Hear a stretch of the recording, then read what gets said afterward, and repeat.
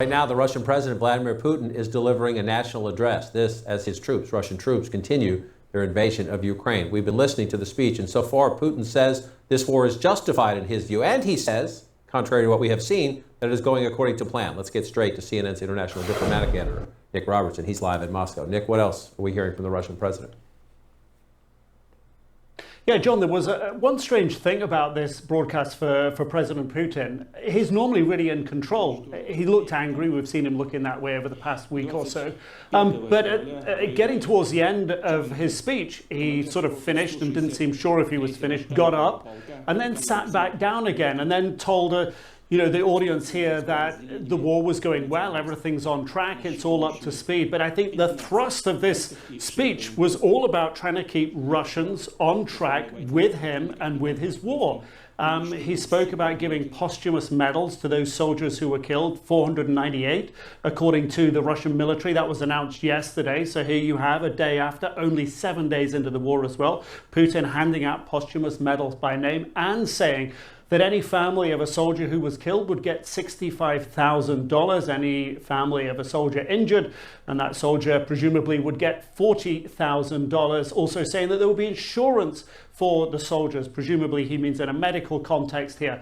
So Putin really trying to keep the country on board, even while he's saying it's going on track. The evidence, of course, we see and hear, it's not. Putin just made a statement in Moscow in which he said, quote, "I will never give up my belief that Russians and Ukrainians are one people, despite the fact that part of Ukrainians were threatened and tricked by the Nazi nationalistic propaganda." What's your response, and what does that tell you about his mindset? It's sickening, and it's echoing what his speech he gave before the violence began of what he plans for Ukraine. I wouldn't have said this maybe 3 or 4 days ago, but now and many others I talked to here are beginning to think that he's after invasion of the entire country. And as one of your previous analysts said, he already looks like he's building that land bridge, that coveted land bridge between the Russian mainland and Crimea, so it doesn't starve the water and other supplies. But you will see, Allison, because of this, these types of statements, a big increase in the number of people leaving the country. Right now, we're up to about 1 million. That could go up to 5 million. I am heartened by the fact that my government, the Trudeau government, just a few hours ago announced a unlimited resettlement program for Ukrainians. They can come to Canada under eased rules and stay for a long time. And that's exactly what other countries like the United States need to do, because it doesn't look like, sadly, there's going to be a quick end to this. And just one more point, as was pointed out, a lot of women and children are getting caught in the crossfire.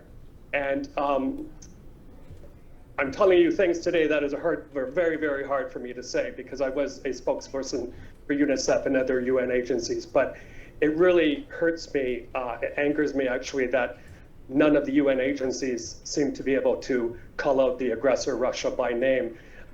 These are agencies that are tasked with saving the lives, protecting women and children. And if they're not willing to criticize Russia or Mr. Putin by name, we have a big problem on our hands. But Michael, I don't remember this type of But approach. what do you mean by that? How are they, using kid gloves with Russia and Putin? So I'll give you an example. Yesterday I was on the WHO press conference. The Director General was speaking. I was the first one up to ask a question. We did this virtually. And I said, why is it that, in my day, we were able to call out the Myanmar generals who are warring sides and wherever they're in the world. And today, you can't seem to bring yourself to name Russia or Mr. Putin. They call them the warring sides. They use language like that.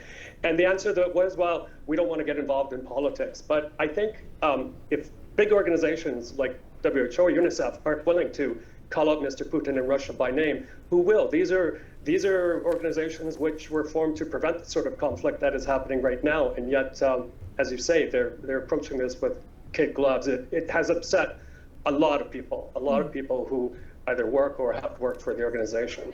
Yeah. Steve, very quickly, President Zelensky of Ukraine thinks that it's not just Ukraine, the entire country, that Putin wants. He's suggesting that Putin will be emboldened if he gets Ukraine, and he'll go further. Do you think that's true? Well, it's certainly something to be concerned about. I mean, remember how this started. We're just helping, Putin said, the Donbas region, which is, being under horrific attack by the Ukrainians, which is, of course, is a lie.